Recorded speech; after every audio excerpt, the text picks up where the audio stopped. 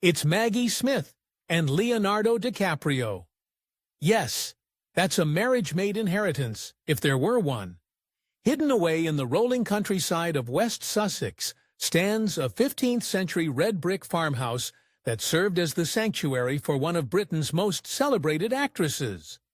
For over 4 decades, Dame Maggie Smith called this secluded estate home, a place where she raised her children, weathered personal storms, and retreated from the glaring spotlight of international fame.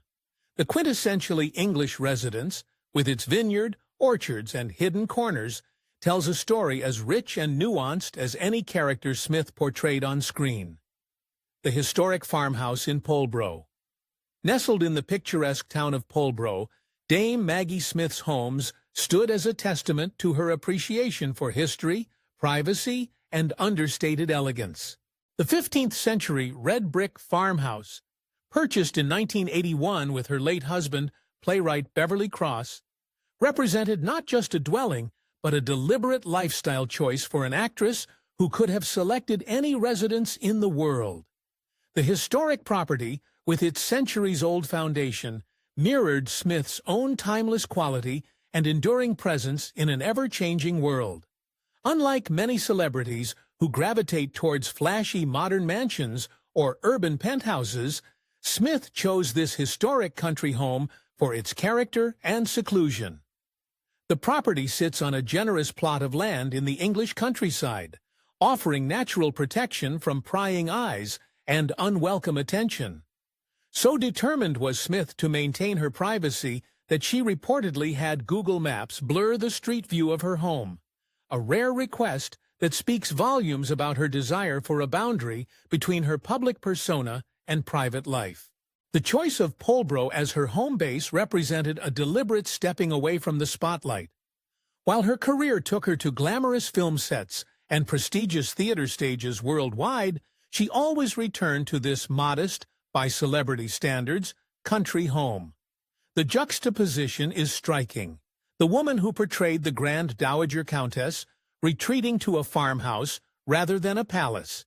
The formidable Professor McGonagall finding solace not in magical castles, but in centuries-old brick and timber. Before Smith and Cross made it their own, the property had already witnessed centuries of English history. Having since the 1400s, its walls had endured the Wars of the Roses, the English Civil War, the Industrial Revolution, and 2 world wars before Smith ever crossed its threshold. This connection to history clearly resonated with an actress whose career celebrated timeless stories and characters. Her decision to preserve rather than modernize much of the property reflected both respect for its heritage and a personal aesthetic that valued authenticity over ostentation. A life shaped by place. The rhythms of Dame Maggie Smith's daily life in Polbro contrasted sharply with the glamour associated with her profession. While her schedule often took her to London's West End, Hollywood studios, or international film locations, her rural retreat provided balance and normality. Morning walks through her orchard tending to the small vineyard, or simply enjoying tea while overlooking the South Downs, became rituals that grounded her amid the whirlwind of fame. Within these walls, that Smith raised her 2 sons, Christopher Larkin and Toby Stevens, both of whom followed their mother into acting careers. Family holidays, birthday celebrations, and ordinary Sunday dinners unfolded in rooms far from the public eye, creating a sanctuary where the sons of a famous mother could experience something approaching normal childhood. The spacious grounds provided ample room for play and exploration, while the house itself offered cozy corners for reading scripts or helping with homework. Despite her fame, Smith maintained a low profile in the local community. Occasional sightings at Waitrose in nearby Starrington became minor events for locals, though she was generally afforded the privacy English villages traditionally grant their residents, famous or not. One such encounter, which Smith later recounted on The Graham Norton Show, involved a young boy who recognized but couldn't quite place her, telling her, "It's all right, it will come to me in a minute." a moment she described as sweet rather than intrusive. "I was in Waitrose in Starrington, my friend, and a little boy was at the checkout with his mother, and he kept looking at me. And I thought, what am I going to do? And he sept looking at me and looking at me. And I said, can I help you? And he said, it's all right, it will come to me in a minute." The stability of her Polbro home supported Smith through personal challenges, most notably her battle with breast cancer in 2008. While filming Harry Potter and the Half-Blood Prince, she underwent chemotherapy treatments, returning to her countryside home to recover between filming sessions. The privacy afforded by her secluded estate allowed her to face this health crisis away from public scrutiny, with the familiar comforts of home supporting her recovery. For someone whose career required her to inhabit different characters and environments constantly, the consistency of returning to the same home for over 40 years provided a psychological anchor. This balance between her adventurous professional life and stable personal environment may explain her ability to maintain both longevity in her career and equilibrium in her personal life. Behind the gates. The 5-bedroom farmhouse that Maggie Smith called her home for over 4 decades offered far more than simply living quarters.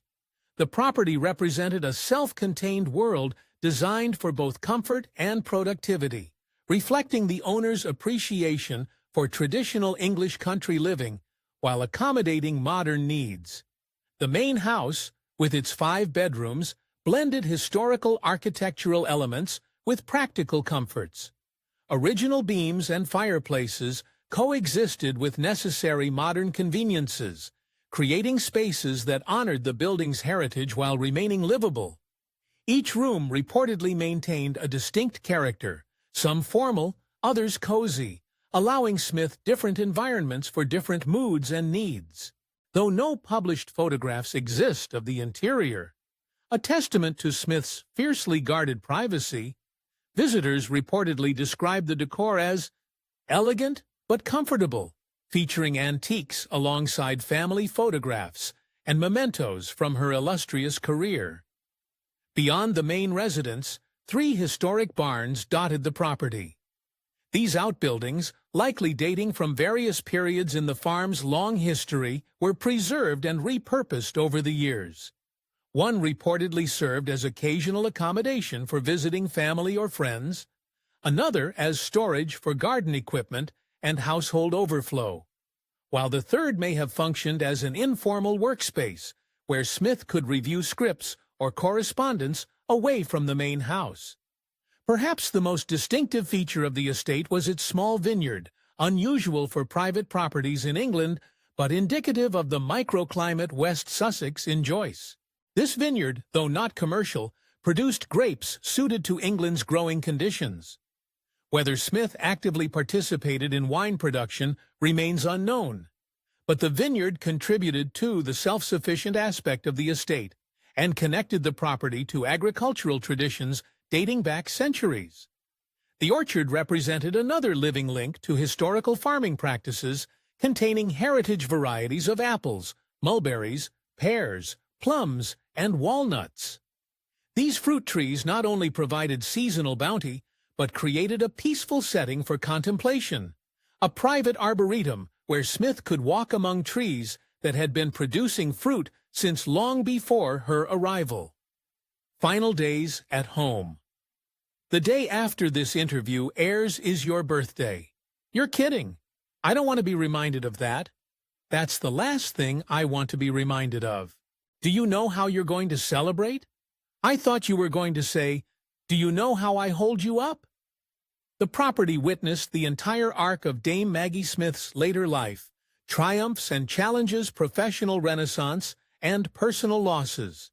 Having purchased the home with her husband Beverly Cross in 1981, she continued living there after his death in 1998. It stood silent witness to her most profound personal battle when she fought breast cancer in 2008.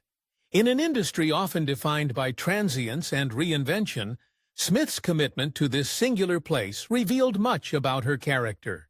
She valued substance over show, history over novelty, and genuine comfort over performative luxury. Now it's time to hear from you. What's your favorite memory of Maggie Smith? Let us know in the comments section below.